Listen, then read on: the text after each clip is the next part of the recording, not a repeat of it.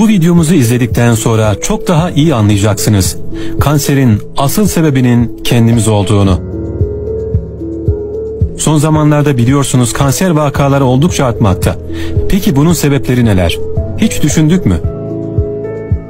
Düşünmeden yaşıyoruz. Düşünmeden yiyip içiyoruz.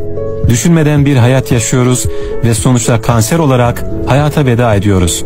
Lütfen videomuzu dikkatle dinleyin ve uyarılarımızı göz ardı etmeyin. Hayatında hep şeker oldu. Çayı, kahveyi şekersiz içmedin. Kahvaltıya reçelsiz ve çikolatasız oturmadın. Beyaz pirinç ve ekmeğin şeker olduğunu unuttun. İçinde yüksek oranda fruktoz bulunan meyve sularını kiloyla içtin.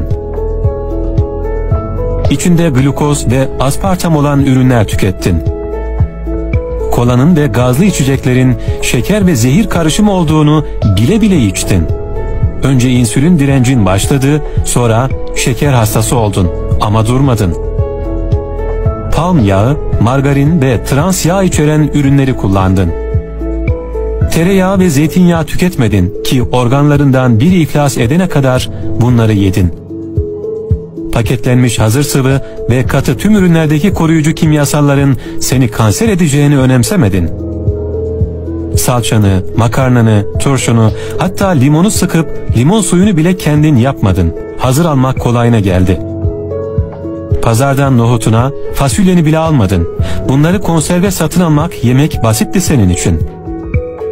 Sentetik diş fırçasını bile ağzına soktun. O da yetmedi. Bildiğimiz çamaşır deterjanının şeker ve nane ile karıştırılmış şekli olan diş macunuyla hayat boyu diş fırçaladın ve bunun bir kısmını yuttuğunu göz ardı ettin. Bal ve karbonatın dişlerini tartarlardan bile temizlediğini bilmedin ve dişleri de o macunlarla çürüttün.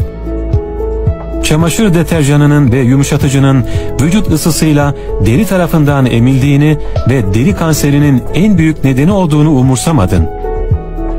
Çamaşırlarını boraks ve karbonat karışımıyla yıkayıp yumuşatıcı gözüne elma sirkesi koyarak muhteşem bir temizlik elde edeceğini umursamadın. Bulaşık makinesine deterjan ve parlatıcı koyduğunda o deterjanı ve parlatıcıyı yediğini fark etmedin.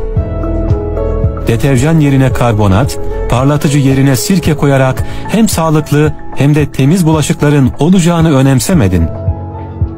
Gidip içerisinde 1000 tane kimyasal zehir olan o sabunlarla her sabah yüzünü, bedenini yıkadın. Her gün bu daha da iyi diye pazarlanan o şampuan, duş jeli zehirleriyle saçını yıkadın.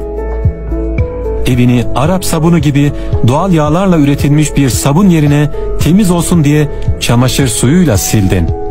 O su buharlaştıkça soludun, akciğer kanseri oldun.